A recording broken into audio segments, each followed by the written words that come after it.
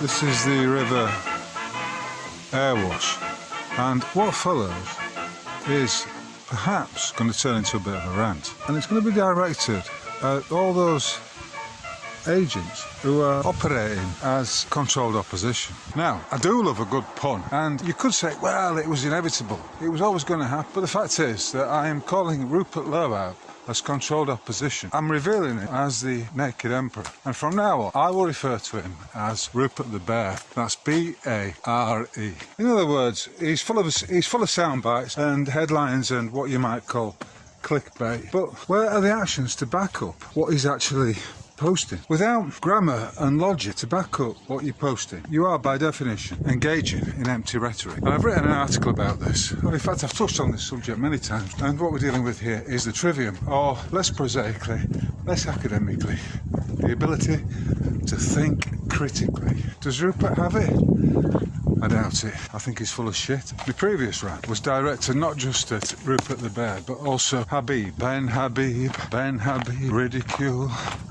There's nothing to be scared of. And Farage, the arse, the man who's pushing his football shirts. Buy a shirt. He's even got it as a tagline on his fucking Twitter account. And as I said previously, they're all, what is it that connects them? They're all fucking former merchant bankers. And it's a bit disappointing, but then again, is it not always the case? These popinjays, these false leaders, these gobshites and lickspittles, who never go anywhere near the subject of money and its creation, are to be despised. They are simply Pied Pipers who are leading a variety, if not not that many, but a multitude of people into what I can only describe as a fucking cul-de-sac of cunt waffle. Cul-de-sac de cunt waffle. So that's it, and I'm going to continue to call these idiots out, because as I said before, just because you speak with a posh accent, just because you went to a highfalutin expensive school, does not mean you fucking got it up top, mate.